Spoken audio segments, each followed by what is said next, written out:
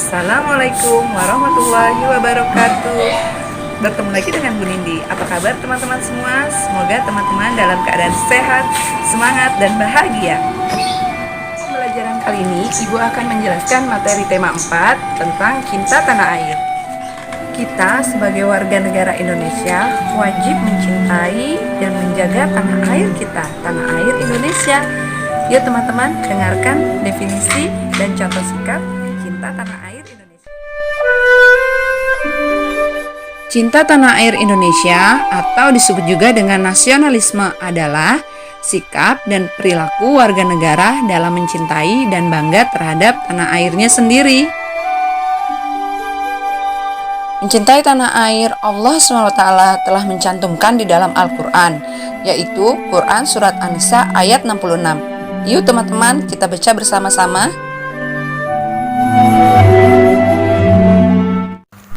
A'udzu billahi minasy syaithanir rajim. Bismillahirrahmanirrahim. Walau anna katabna 'alaihim an iqtulu anfusakum aw ikhruju min diyarikum ma fa'alu illa qalilum minhum walau annahum fa'alu ma yu'adzuna bihi lakana khairan lahum wa ashadda tasbita. Shadaqallahul azim. Apa saja contoh sikap cinta tanah air? Kali ini akan Ibu jelaskan beberapa contoh sederhana dalam perwujudan cinta tanah air. Yang pertama, bertakwa kepada Tuhan Yang Maha Esa. Sesuai dengan sila pertama dalam Pancasila, setiap warga negara wajib menjalankan kewajiban agamanya masing-masing. Seperti contohnya, kita sebagai umat muslim dengan selalu beribadah dan menghormati agama lain yang sedang beribadah, maka kita sedang menunjukkan kecintaan kita kepada Indonesia sebagai bangsa yang beragama. Yang kedua, bangga sebagai bangsa Indonesia. Caranya, kita harus menampilkan identitas kita sebagai rakyat Indonesia yang cinta kepada tanah air.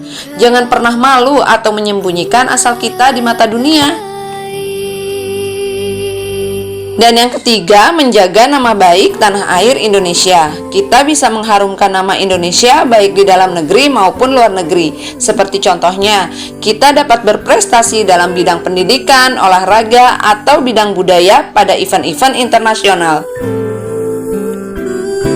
Yang keempat, sebagai warga negara kita harus berpartisipasi dalam pemilu. Bagi yang sudah mempunyai hak pilih, maka wajib memilih wakil-wakil rakyat sebagai pemimpin yang dapat mewujudkan aspirasi rakyat. Yang kelima, menjunjung tinggi hukum dan pemerintahan. Contoh sikapnya adalah dengan menaati peraturan-peraturan yang berlaku. Dan contoh peraturan yang paling dekat sekali dengan kita adalah patuh kepada orang tua.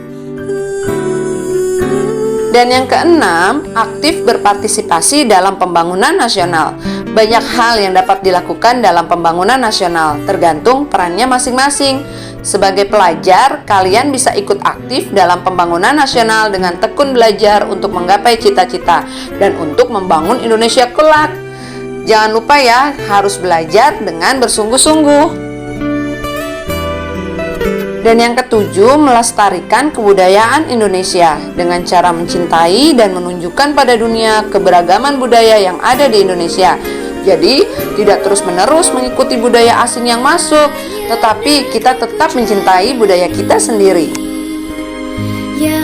Yang kedelapan, menjaga kelestarian lingkungan. Caranya dengan kita selalu menjaga kebersihan lingkungan, melakukan penghijauan dengan menanam tanaman di sekitar lingkungan, serta menjaga lingkungan dengan mengolah sampah dan limbah agar dapat bermanfaat dan tidak mencemarkan lingkungan kita.